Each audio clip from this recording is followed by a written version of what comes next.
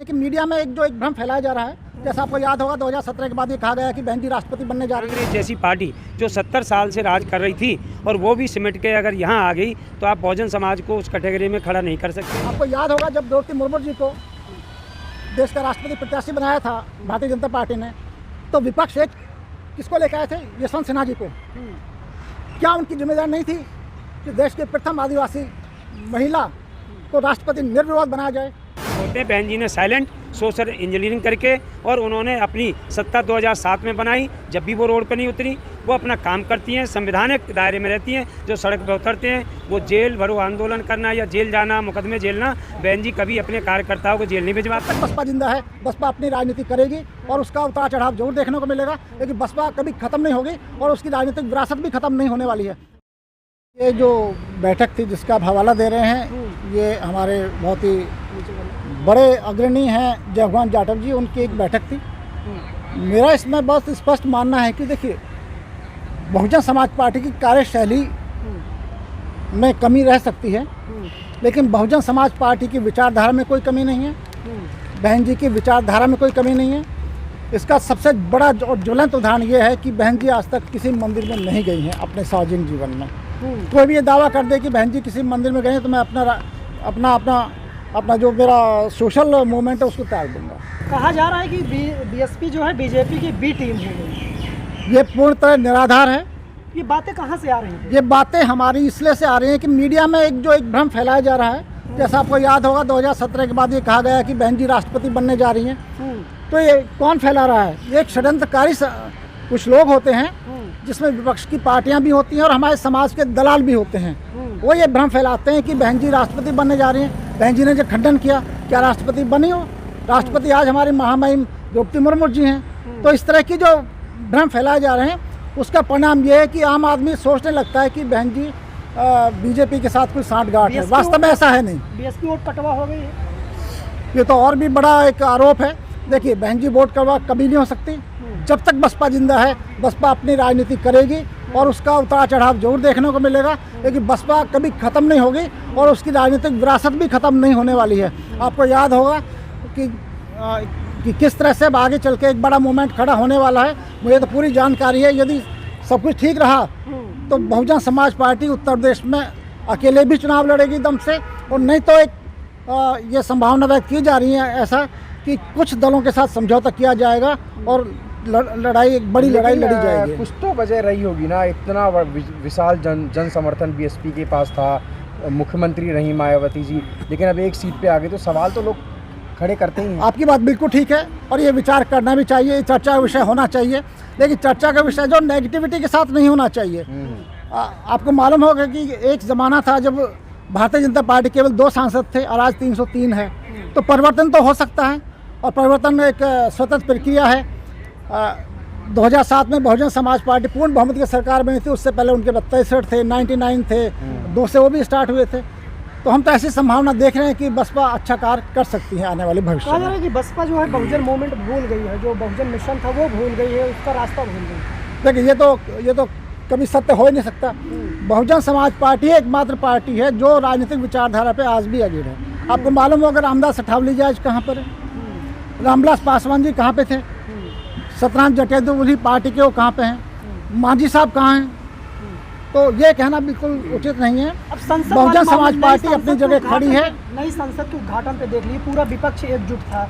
मायावती जी ने बीजेपी के साथ मोदी जी का साथ दिया, तो कैसे देखते हैं इसी को? देखिए, इसके विचारधारा क्या कि अपनी अपनी थ्योरी हो सकती है। आपको याद होगा जब द्रौपदी मुर्मू जी को देश का राष्ट्रपति प्रत्याशी बनाया था भारतीय जनता पार्टी ने, तो विपक्ष एक किसको लेकर आए थे?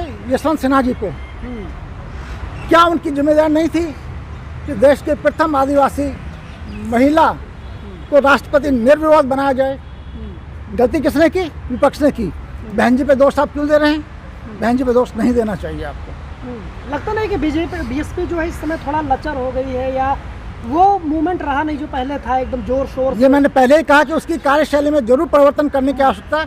मैं तो आपको बता दूं, एक निष्पक्ष विश्लेषक होने के नाते मैं कह सकता हूं और मेरी विनती को सुना जाए, जो बहुजन समाज पार्टी का आला कमान है, कि शैडो बाम सेफ की जगह एक रजिस्टर्ड बाम सेफ राष्ट्रव्यापी कर्मचारी आंदोलन खड़ा किया जाए, क्योंकि जब तक कर्मचारी आंदोलन बहुजन समाज पार्टी के साथ था, बसपा बहुत मजबूत थी।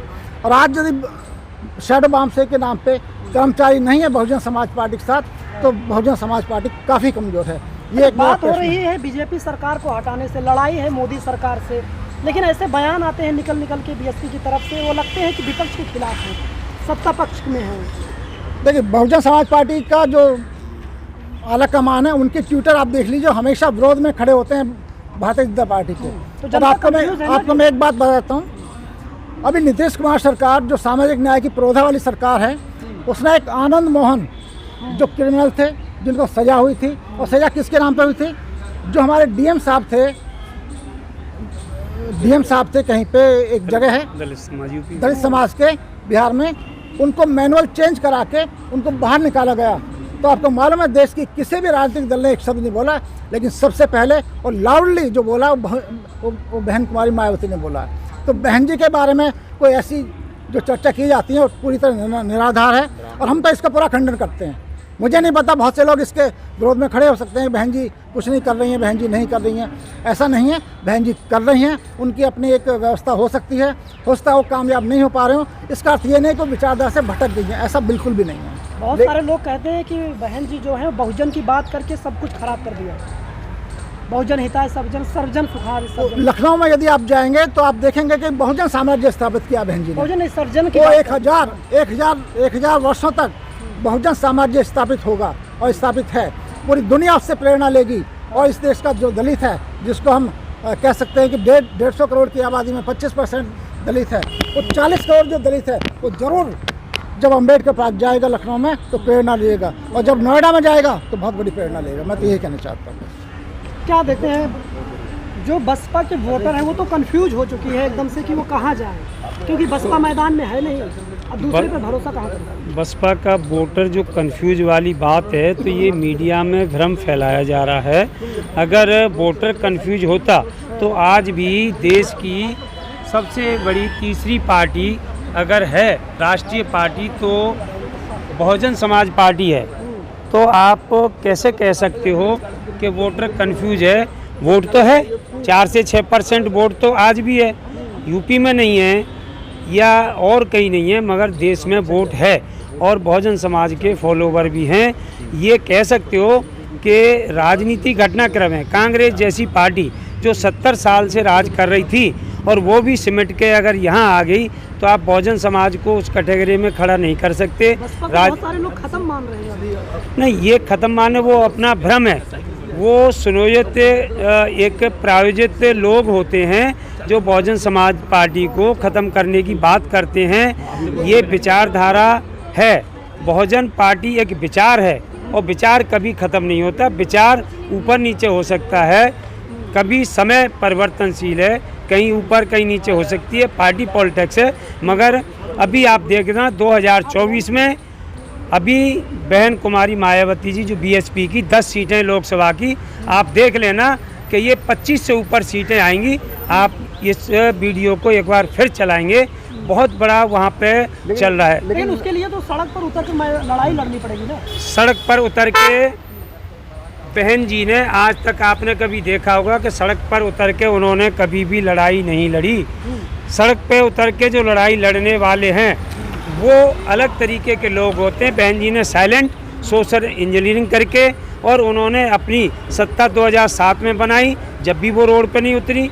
वो अपना काम करती हैं, संवैधानिक दायरे में रहती हैं। जो सड़क पर उतरते हैं वो जेल भरो आंदोलन करना या जेल जाना, मुकदमे झेलना, बहन जी कभी अपने कार्यकर्ताओं को जेल नहीं भिजवाती। मायावती जी डर गई हैं, ये कहा जाता है। मायावती को डर कहना ये स्वाभाविक उन लोगों का है कि वो कहते हैं ईडी से डरी हुई हैं, सीबीआई से डरी हुई हैं और ये मोदी सरकार है उन्हें जेल भेज देगी। ऐसा नहीं है।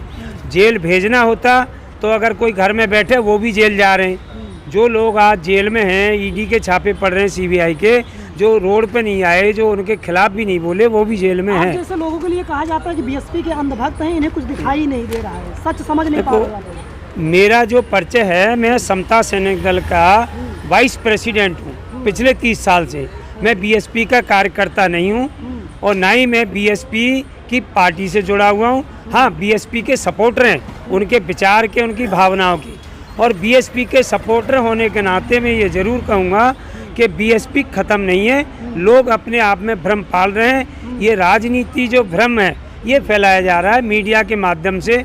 आप जैसे जो सोशल मीडिया के जो युवा साथी हैं वो इस बात पे विशेष गौर करें कि 2024 तक इस भ्रम जो फैलाने वाले हैं उनको कहीं न कहीं रोकने का काम जरूर करें। ऐसा नहीं है, मैं इसे सिरे से खारिज करता हूँ। जो जनाधार खोया है बीएसपी में, लगता है वापस हो पाएगा वो? ये आप इसके बारे में ठीक कह रहे हैं, जनाधार खोया है, हम भी महसूस कर रहे हैं। उसमें सुधार की आवश्यकता है, सुधार जरूर करना चाहिए। उनका जो राजनीति जो लीडर है, जो भी कार्यकर्ता हैं, जो प्रभारी हैं, उन्हें जगह जगह मीटिंग लेनी चाहिए, सुधार भी करना चाहिए। और इसमें सुधार की ज़रूर गुंजाइश है। पर पार्टी ख़त्म नहीं है, पार्टी ख़त्म नहीं हो सकती। 24 में रिपीट करेगी, देख लें आप। जय भीम, जय भारत।